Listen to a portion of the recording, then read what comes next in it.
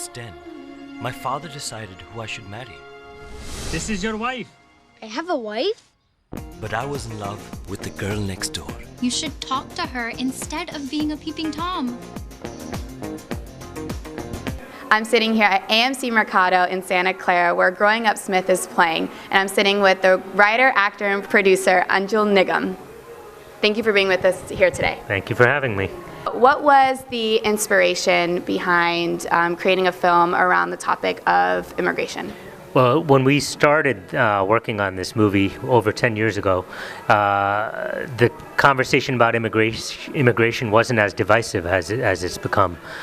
But ultimately, we were telling a story which is about childhood heroes, about growing up in a small town, fish out of water, and it's about first love, which are universal themes. And we wanted to tell these universal themes from the perspective of a 10-year-old immigrant boy, which I myself am an immigrant child who grew up in small-town Connecticut in the 70s and 80s.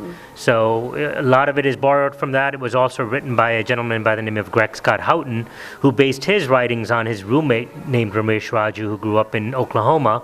And my other writer, there's 3 writers on this, Greg Scott Houghton, myself, and Paul Quinn, had grown up as a child of Irish immigrant family. So it's a kind of a combination of many stories, but ultimately you realize that we all have similar experiences. How did you came from India? Yeah, I was born in India, and I grew up in Connecticut, in a small town. And as I was growing up, I used to watch a lot of American television, and this will date me for sure. I used to watch TV shows like The $6 Million Man and Charlie's Angels, and those were some of my favorite shows. And one of my favorite movies was The 10 Commandments. And after I'd seen it, I remember I took a stick and I called it my staff, and I'd sit there like, now you'll see the power of God, and I'd open up the Red Sea, which was our lawn in our front yard. So that's what got me into it. And when it came time to apply for colleges, I decided to. My parents actually convinced me that, hey, you're going to do this, then go really do it right. And I ended up applying for colleges with a degree in drama, and I got into New York University, the Tisch School of Arts, and I had an undergrad degree in drama major. Yeah, and speak of that, in light of the recent immigration activities, what impact do you think that the message this film has on the recent climate? I think we're here to give you a picture of that no matter what side you're on, there's a story to be heard from the other side as well. You know, we all have stories to tell, we all have emotions, we all... You know, what's Shakespeare's line from The Merchant of Venice? If you prick us, do we not bleed? If you wrong us, you know, it comes back to that we're all human beings, ultimately, and we need to be able to step back and say, hey, where are you coming from, and how can I be a part of your life without confronting each other? Yeah. And how did your perception of the American dream change while creating this film, and if at all? I think the American dream is alive and well. I think it's something we need to trust that if we give 110% to anything that we do, we're going to see the kind of outcomes that we hope for.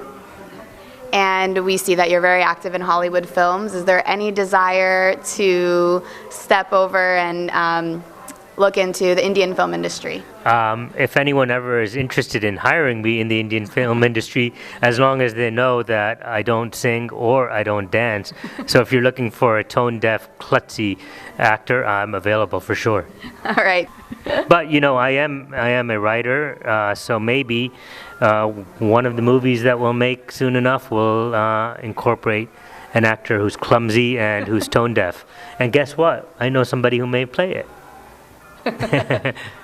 You know, the funny question that I often find people asking is, you're Indian, do you always play Indian roles?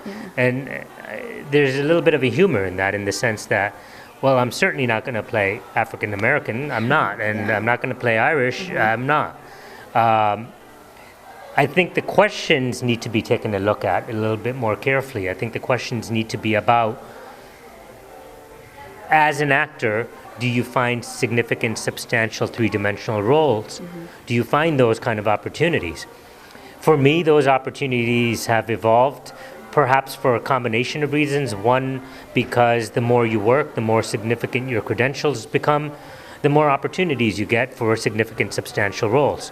And then the other being that as every generation goes through their progression in the melting pot, the more opportunities come up that are, I guess we can call them colorblind. You know, so where the ethnicity isn't relevant to the storyline, but hopefully the role is still significant and substantial, right? And it has three dimensions. Yeah. Do you think the entertainment industry is a viable profession? Absolutely. I think any profession you choose, as long as you're committing 110% to it, and you're making it a part of your everyday commitment, I think you'll find a certain level of success. Certainly it doesn't have the same kind of natural progression where, like if you're a doctor, you go to med school and then you go become an intern and you become a resident doctor and then you're a fellow.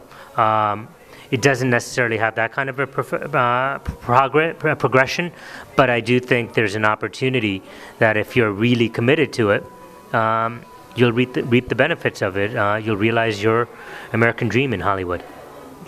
Thank you again for taking the time out to speak with us, and I wish all the best for the film. Thank you for having me. I'm Anjul Nigam, and you're watching me on Sitare TV.